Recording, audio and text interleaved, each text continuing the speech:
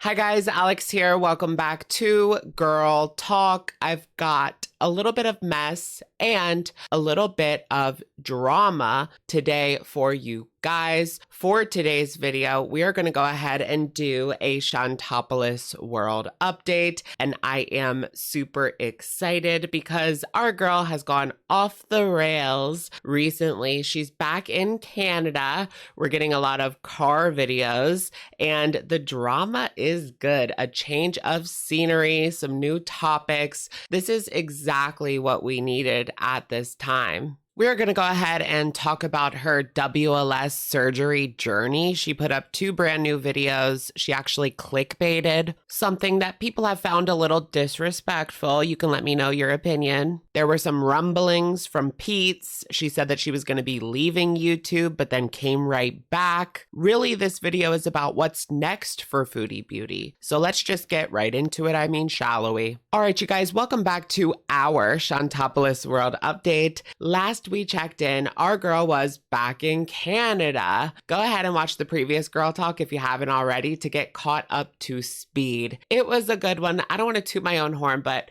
it was a pretty good one. She took a plane back home and now she's doing car videos because she's staying with her family and she's probably embarrassed about her non-tent. Anyways, we're going to go ahead and begin today's video by talking about one of her brand new videos entitled Taking Off My Hijab. And spoiler alert, she didn't take it off. Do you guys think that there's something off about that?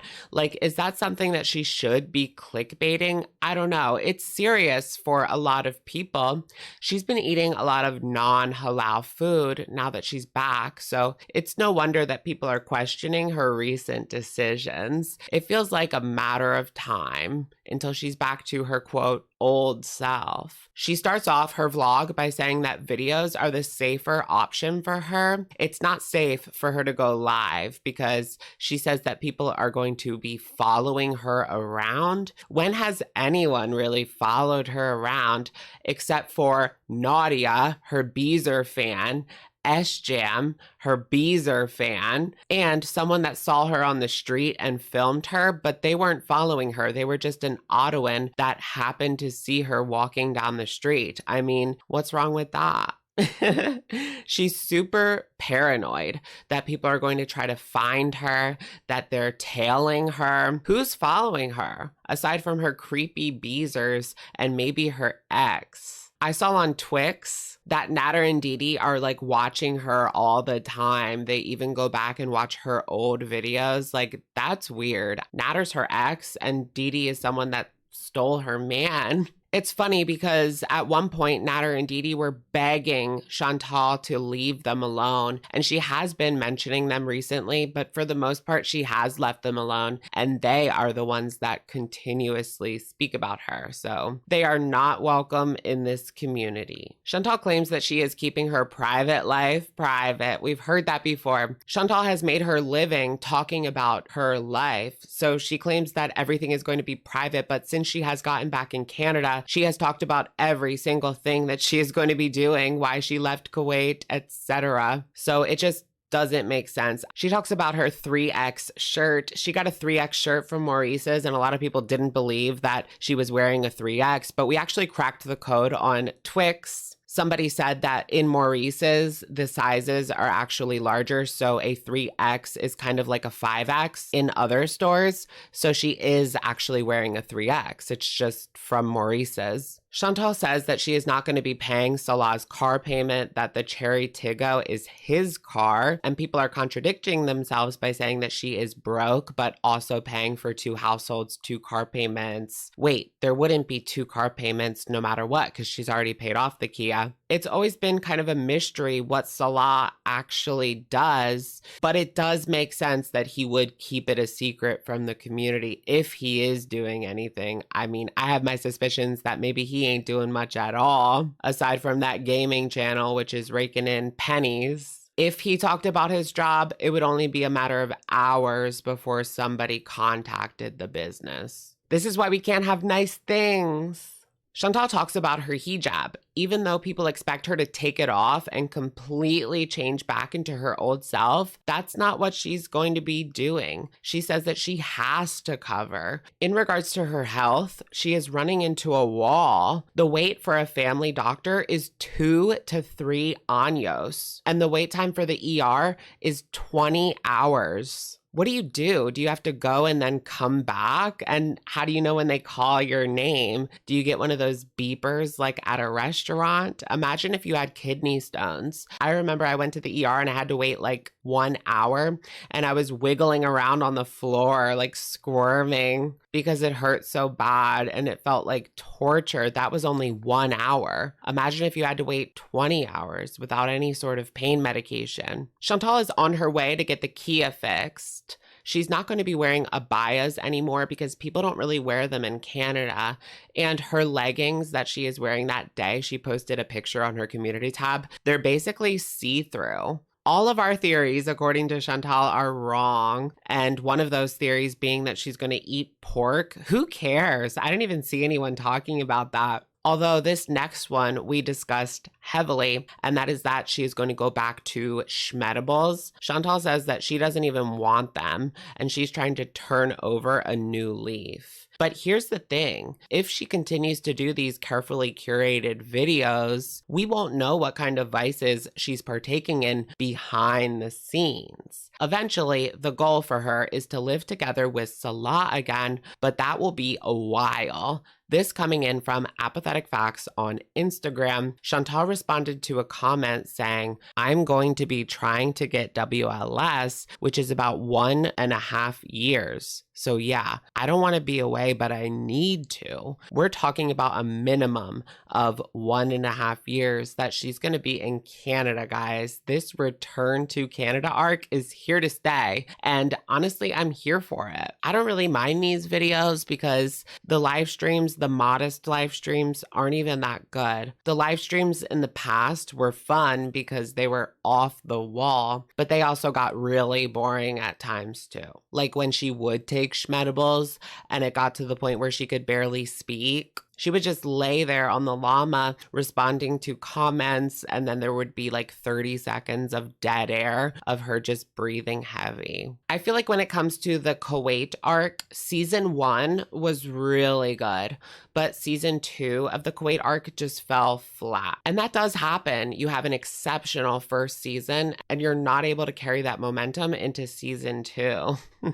This is my life. Chantal says that the Kia is fine except brakes, rotors, and pads, coming in at about $1,100 US or 1,500 Canadian, she says. Some are saying that she's getting ripped off, but I don't really know much about cars. In 2023, expect everything to be more expensive, so I wouldn't be surprised if this is about right. She shows her grocery haul in Canada. She's going ham on everything she missed in Kuwait, and it doesn't look good for her diabetes, including alphagetti, which looks like the Canadian version of SpaghettiOs. One of my quirks is that I love SpaghettiOs with Franks. It's like these little bites of hot dog. I don't even want to know what's in those motherfuckers, but they're so good though. It's safe to say that this is not a doctor-approved grocery haul. Over on Salah's gaming channel, Chantal has been seen in his side chat, and people were saying on Twix that she's blocking all of the women that are speaking Arabic because she doesn't know if they're trying to get in with her man. Pretty funny, but like, he lives in the Middle East, so of course he's gonna have people in there that are speaking Arabic. Maybe they did nothing wrong. What's wrong with you? Chantal said on her community tab that she was actually taking a break from YouTube, except she didn't.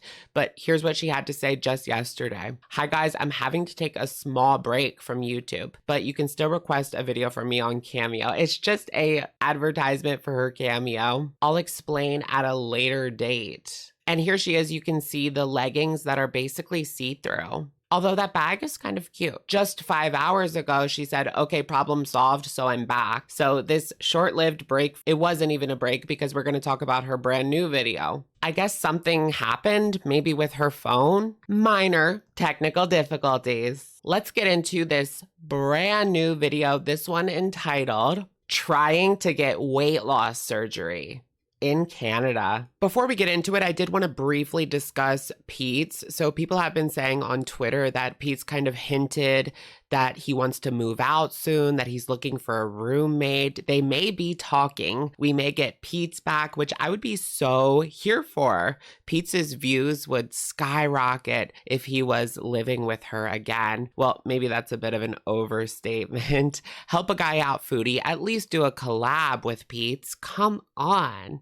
Oh yeah, she also posted a terrific song that we won't be discussing because it was just so good. So Chantal begins this weight loss surgery video by showing her eating fried chicken fingers. She went to a restaurant with her family probably, and then she starts talking about the weight loss surgery because that's why she is in Canada, supposedly. The back of the video is blurred. What could she be hiding there? It has certainly stirred up some rumor and speculation. Chantal says that she's going to be sharing her whole journey. She seems kind of on edge in this video, like full of anxiety. She's twirling her shirt strings. Is she waiting for someone? Because she's acting a little bit nervous, as if she is. The wait time for care in Canada, as we discussed already, is wild. She says that the CPAP has been to more countries than her haters. It needs its own passport now. Chantal doesn't have a family doctor because they moved to a different country. So it's going to be 2 to 3 years just to get that ball rolling.